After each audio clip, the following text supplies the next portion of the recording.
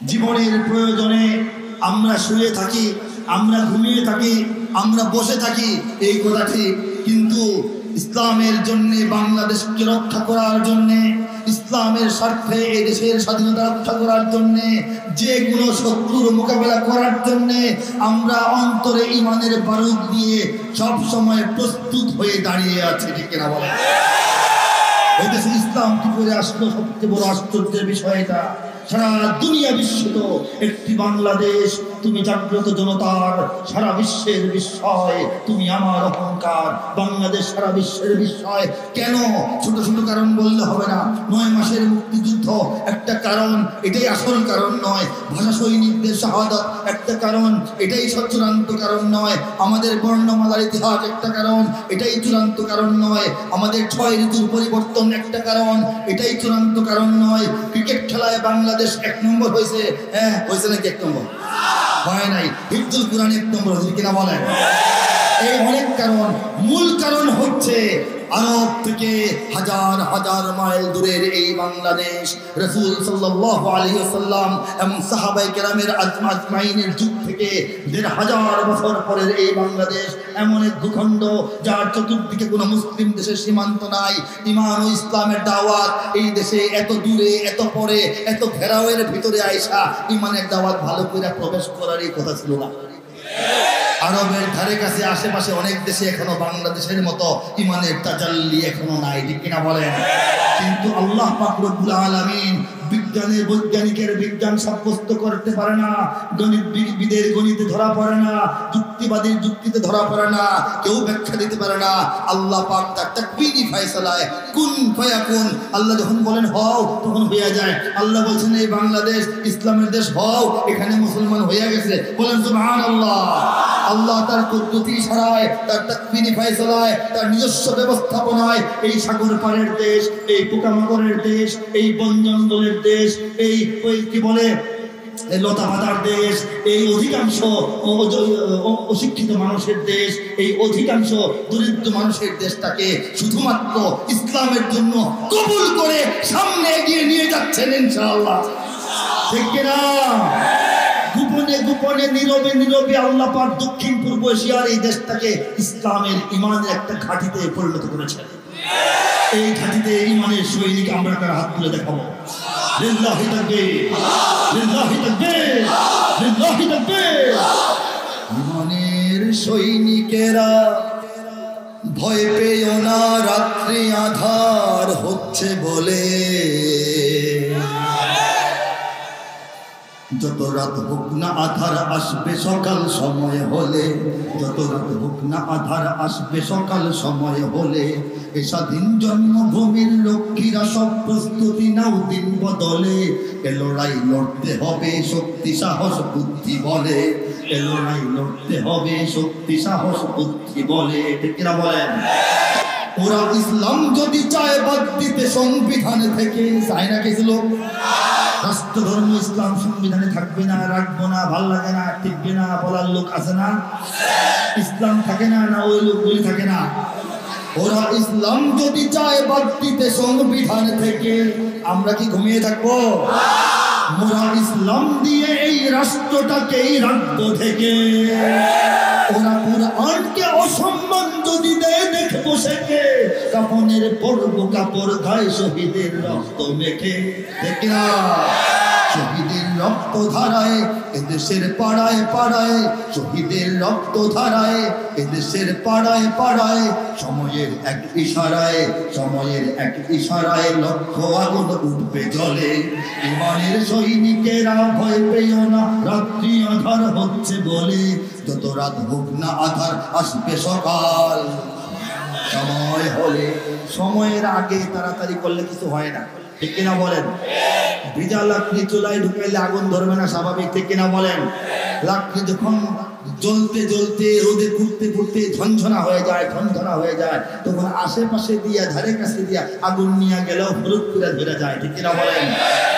আল্লাহ পাক রব্বুল আলামিন শুধু বাংলাদেশের মুসলমানদের নয়, গোটা বিশ্বের নির্যাতিত মুসলমানদের অন্তরগুলিকে লাকড়ির মতো শুকাচ্ছেন, শুকাচ্ছেন, শুকাচ্ছেন। অন্তর শুকিয়ে যাচ্ছে, পানি নাই, বুক ফেটে যাচ্ছে, মরে যাব মনে হচ্ছে, তৃষ্ণায় আল্লাহ পাক এই অবস্থা করেছেন, মুমিনের অন্তরগুলিকে শুকাচ্ছেন। যখন আল্লাহ পাক মেচের কাঠি দিয়া একজন ইমাম মাহদী পাঠাবেন, একদম চোখের পলকে 200 কোটি মুসলমানের অন্তরে একসঙ্গে ইমানের বারুদ দাও দাও করে জ্বলে উঠবে ইনশাআল্লাহ। তারা যারা সেই দিনের অপেক্ষা আছে হাত তুলে দেখা। লিল্লাহি তাকবীর, লিল্লাহি তাকবীর, লিল্লাহি তাকবীর। সেই দিন খুব দূরে নয়, নিকটবর্তী। বাংলাদেশ একটা ষড়যন্ত্রের ভিতর দিয়ে যাচ্ছে। কবে থেকে যাচ্ছে? জন্ম থেকেই যাচ্ছে।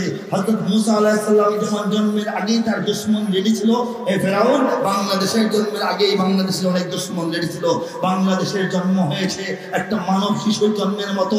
মাত্র 9 মাসের প্রচন্ড রকমের প্রলয়ঙ্করী তীব্রতর এক প্রসব বেদনায় গোটা জাতিকে অস্থির করে তোলার পর বাংলাদেশ নামক নবীন শিশু রাষ্ট্রের জন্ম হয়। আমেরিকা ইউরোপ মনে মনে সংকল্প করে বাংলাদেশকে আস্তে আস্তে ধীরে ধীরে তারা বাংলাদেশকে খ্রিস্টবাদের দিকে নিয়ে যাবে। পার্বত্য অঞ্চলগুলিতে খ্রিস্টবাদ প্রচার করবে, আমাদের উত্তরবঙ্গে খ্রিস্টান ধর্ম প্রচার করবে। এই দেশের রাজনীতিকে তারা নিয়ন্ত্রণ করবে, অলরেডি করতেছে। এই দেশের অর্থনীতি তারা নিয়ন্ত্রণ করবে, অলরেডি করতেছে। তারা এই দেশকে এই স্বপ্ন দেখেছিল, ভারত স্বপ্ন দেখেছিল এই দেশকে ক্রমান্বয়ে হিন্দুত্ববাদ দিয়ে পরিপূর্ণ করে ফেলবে। তারা বৈশাখের মেলার দ্বারা, এই আমাদের পাঠ্যপুস্তকের দ্বারা সেই কাজ আগানোর চেষ্টা করতেছে। ঠিক কিনা বলেন? মস্কো এবং রাশিয়া চিন্তা ভাবনা করেছিল বাংলাদেশকে কমিউনিস্ট রাষ্ট্র বানাবে। এই জন্য ছোটখাটো লোক নাই, নেতা নাই, জন নাই, বড় ছোট ছোট পার্টি দিয়া এই দেশে তারা কাজ করতেছে। ঠিক কিনা বলেন? এই দেশের নাস্তিক মুরতাদরা চেয়েছিল এই দেশকে সেকুলার রাষ্ট্র বানাবে, ধর্ম নিরপেক্ষতার দোহাই দিয়া, ধর্ম নিরপেক্ষতার সুন্দর কথাটা বইলা বইলা আস্তে আস্তে ধর্মহীনতার দিকে নিয়ে যাবে। কিন্তু আল্লাহ বলেন ওয়ামাকারু ওয়ামাকারাল্লাহ ওয়াল্লাহু খায়রুল মাকিরিন। আল্লাহ বলেন তারাও ষড়যন্ত্র করে, তারাও নীল নকশা আটে, তারাও ধ্রুবিসন্ধি করে, আমি আল্লাহ আমার পরিকল্পনা ঠিক করে রাখি। আল্লাহ সর্বশ্রেষ্ঠ পরিকল্পনাকারী। সন্দেহ আছে? বাংলাদেশ নিয়ে অনেকের অনেক পরিকল্পনা। আল্লাহর পরিকল্পনা জানতে হবে না? আল্লাহর পরিকল্পনা হচ্ছে বাংলাদেশ হবে ইসলামের। বলে সুবহানাল্লাহ। তারা তো জানা অজানা, চেনা অচেনা, গোপন প্রকাশ্য অনেক এনজিওর মাধ্যমে এদেশের অনেক মানুষকে ধর্মচ্যুত করার চেষ্টা করতেছে। তারা মিডিয়াগুলোর মাধ্যমে, অপপ্রচারের মাধ্যমে ইসলামের ক্ষতি করার চেষ্টা চালিয়ে যাচ্ছে। তারা লেখক, সাহিত্যিক, কবি, গবেষক এই বড় বড় জায়গায় বসে বসে তাদের লেখায়, তাদের কথায়, তাদের কবিতায়, তাদের ছন্দে, তাদের প্রবন্ধে, তাদের নিবন্ধে, তাদের বইয়ে, তাদের বই মেলায় ইসলামকে ছোট করার, ইসলামকে খাটো করার, ইসলামকে পরাজিত, অচল সাব্যস্ত করার সব ধরনের চেষ্টা করছে। কিন্তু আল্লাহ যে চান ইসলাম কায়েম করবেন, এই জন্য আল্লাহ যেটা চান সেটাই হচ্ছে। এত এত ষড়যন্ত্রের পর বাংলাদেশে মসজিদ কমতেছে না বাড়তেছে? মাদ্রাসা কমে না বাড়ে? আলেম কমে না বাড়ে? হাফেজ কমে না বাড়ে? আযানের ধ্বনি কমছে না বাড়ছে? শুধু 200 কোটি মুসলমানের খেদমতে নয়, 200 কোটি বিশ্ব মুসলিমের উম্মার আল্লাহ এক প্রকারের নেতৃত্বে আল্লাহ পাক বাংলাদেশকে কবুল করেছেন, কাজে লাগাচ্ছেন। দেখেন 100, 150, 200 দেশের মধ্যে কোরআনের প্রতিযোগিতায় বাংলাদেশ 1 নম্বর হয়। আরব বিশ্বে দামি দামি মসজিদ হয়, বাংলাদেশ থেকে ইমাম নেওয়া হয়। গোটা বিশ্বের 200 কোটি মুসলমানের পবিত্র হজের পর দ্বিতীয় বৃহত্তম জমায়েত তাবলীগের ইজতেমা বাংলাদেশের তুরাগ নদীর তীরে অনুষ্ঠিত হয়। বাংলাদেশের রাজধানীকে গোটা বিশ্বে মসজিদের শহর, সিটি অফ মস্ক নামে পরিচয় করিয়ে দেওয়া হয়। কাজেই ষড়যন্ত্রের কোনো ভাগ নাই, লাভ নাই। এখানে যা হওয়ার তাই হবে। আল্লাহ যা করতে চেয়েছেন তাই করবেন। ইসলাম আসার কোনো কথা ছিল না, আল্লাহ এনেছেন, আল্লাহ ভরপুর করে দিয়েছেন। ইসলাম টিকে থাকার মতো শক্তি আমাদের ছিল না। আমরা ইসলামপন্থী যারা, নাই আমাদের সংগঠন, নাই আমাদের যোগ্য নেতৃত্ব, নাই আমাদের টাকা পয়সা, নাই আমাদের বিদেশি সাহায্য, নাই আমাদের মিডিয়া, নাই আমাদের কিছু, কিন্তু আমাদের আছেন আল্লাহ। ঠিক কিনা বলে? বাংলাদেশের সব মানুষের নাম বদলাতে পারে, বইয়ের পাতায় স্বাধীনতা সংগ্রাম বদলাতে পারে, বঙ্গোপসাগরের সব পানি যেতে পারে শুকিয়েও, গোটা রাজধানী গিলে নিতে পারে বুড়ি গঙ্গার ঢেউ, সুন্দরবন কেটে হতে পারে ইটের ভাটার লাকড়ি, শিল্পপতিরা দেউলিয়া হয়ে খুঁজতে পারেন চাকরি, চোর গুন্ডারা পেয়ে যেতে পারে মন্ত্রীর মর্যাদা, আইনের ফাঁকে কালো টাকা সব হয়ে যেতে পারে সাদা। অনেকেই বলে এই দেশ নাকি হুজুগে জাতির দেশ, দফায় দফায় বদলায় এর রন্ধন পরিবেশ। তাই বলে ইসলাম তো এদেশে হুজুগে হবে না শেষ, হুজুগে হবে না শেষ।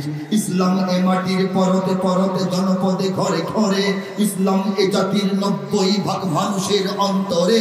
ইসলাম নিয়ে কেউ চিনিমিনি খেলে এমন শক্তি নেই, আর কিছু থাক না থাক এদেশে ইসলাম থাকবে। সবকিছু বদলে যাক এদেশে ইসলাম থাকবে, আর কিছু থাক না থাক এদেশে সবকিছু বদলে যাক এদেশে।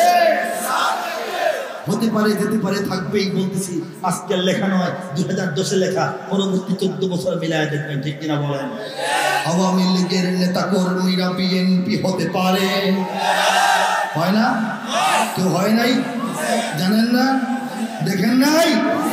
অবাক হব না বিএনপি যদি নৌকায় সিল মারে, মারে না? এই গত নির্বাচনে মারে নাই? সেই সময় তা বিএনপি ছেড়ে আওয়ামী লীগে আসে নাই? আওয়ামী লীগের নেতা কর্মীরা বিএনপি হতে পারে, অবাক হব না বিএনপি যদি নৌকায় সিল মারে। রাজপথ থেকে মুছে যেতে পারে গণতন্ত্রের দাবি, শোষকের হাতে চলে যেতে পারে ক্ষমতার তালা চাবি, স্বার্থের হাত নাড়তেও পারে আইনের কলকাঠি। আবার রক্তে লাল হতে পারে আমার দেশের মাটি, ক্লাইভের সাথে হতে পারে ফের মির্জাফরের সন্ধি, বিদ্রোহী কবি হতে পারে ফের লৌহ কপাটে বন্দি। এই বীরদের মাটি, বীরদের ঘাটি, শহীদের বাংলায় জনতার ভোটে কিবা ভোট লুটে যেই যাক ক্ষমতায়, নাস্তে নাবুদ হয়ে যাবে যদি ইসলাম ভুলে যায়, ইসলাম ভুলে যায়। ইসলাম এ মাটির পরতে পরতে জনপদে ঘরে ঘরে, ইসলাম এ জাতির 90% মানুষের অন্তরে। ইসলাম নিয়ে কেউ চিনিমিনি খেলে এমন শক্তি নেই, আর কিছু থাক না থাক এদেশে সবকিছু বদলে যাক এদেশে ইসলাম থাকবেই। ইসলাম এদেশে আসছে। হযরত মুহাম্মদ সাল্লাল্লাহু আলাইহি সাল্লাম যখন নবুয়ত পাওয়ার পর মদিনায় যাবেন ভাব, তখনও যান নাই, মক্কাতে আছেন। সেই সময়ে মক্কা থেকে কিছু সাহাবায়ে কেরাম হিজরত করে আবিসিনিয়ায় গিয়ে সেখান থেকে ঈমানের দাওয়াত নিয়ে আরব সাগর, ভারত সাগর পাড়ি দিয়া চট্টগ্রাম দিয়ে বাংলাদেশে ঢুকে গেছেন। সুবহানাল্লাহ। নবীজি তখনও মক্কায়, মসজিদে নববী তখনও তৈরি হয় নাই। নবীজিকে মদিনাবাসী খালি আয়েশা দেখা করে, এখনো নিতে পারে নাই। এই অবস্থায় দুনিয়াতে ইসলাম আসার 7 নম্বর বছরেই বাংলাদেশে ইসলাম চলে আসছে।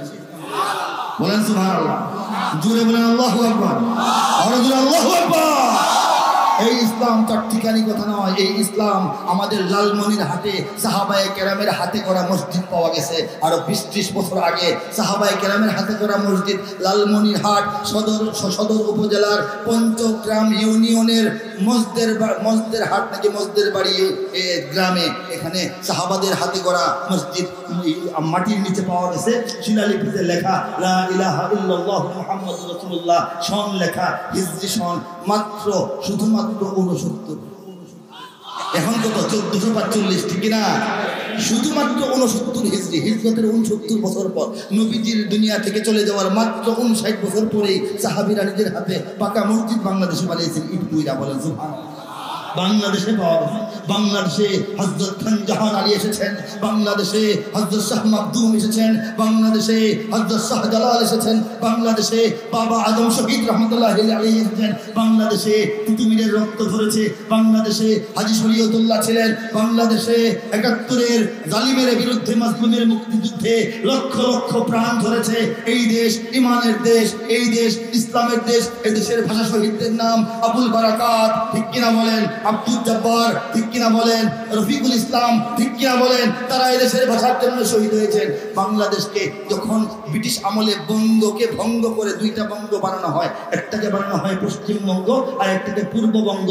কিসের হিসাবে? ভাষার হিসাবে নয়। ভাষার হিসাবে হলে পশ্চিমবঙ্গে বাংলা কথা বলে, আমরাও বাংলা কথা বলি, আমরা একসঙ্গে থাকতাম, আমাদেরকে ভাগ করা হতো না। আমাদেরকে ভাগ করা হয়েছে ধর্মের পরিচয়ে, মুসলমানিত্বের ভিত্তিতে আমাদেরকে পূর্ববঙ্গ বানানো হয়েছে, কিনা বলেন? ইংরেজ চলে যাওয়ার সময় ভারতের পেটের ভিতরে থাকা সত্ত্বেও আমরা ভারত না হইয়া পাকিস্তান হইলাম, মুসলমানিত্বের ভিত্তিতে ধর্মের পরিচয়ে আমরা এই ভূখণ্ড পেয়েছি। 71 তো সর্বশেষ স্বাধীনতা, এখন পর্যন্ত দেশটা আবারও স্বাধীন হইতে পারে, কিন্তু বলা যায় না 71 আমাদের স্বাধীনতা, 71 বাংলাদেশ নামটা আমরা ধারণ করেছি, কিন্তু এই জমিন তো আসমান থেকে 71 পড়ে নাই, এই জমিন তো আল্লাহর জমিনে ছিল। এই জমিনটা অনেকবার শত্রু নিয়ে গেছে, অনেকবার উদ্ধার করতে হয়েছে, অনেকবার পরাধীন হয়েছে, অনেকবার স্বাধীন করতে হয়েছে। এদেশের ইসলামপন্থী মানুষরা বারবার এই দেশকে স্বাধীন করেছে। ঠিক কিনা বলেন? কথা সত্য কিনা বলেন? এরপর পাকিস্তানের অন্তর্ভুক্ত হওয়ার পর এক অংশ জালিম, এক অংশ আমরা হইলাম মজলুম। আবার যুদ্ধ করলাম, হ্যাঁ, জুলুমের বিরুদ্ধে, রাজনৈতিক শোষণের বিরুদ্ধে, অর্থনৈতিক অনাচারের বিরুদ্ধে, সাংস্কৃতিক আগ্রাসনের বিরুদ্ধে যুদ্ধ করে আমরা স্বাধীন হইলাম। স্বাধীন হইয়া কি ইসলাম বিরোধী দেশ হয়ে গেলাম? উত্তম রূপে একটা ইসলামী দেশ আমরা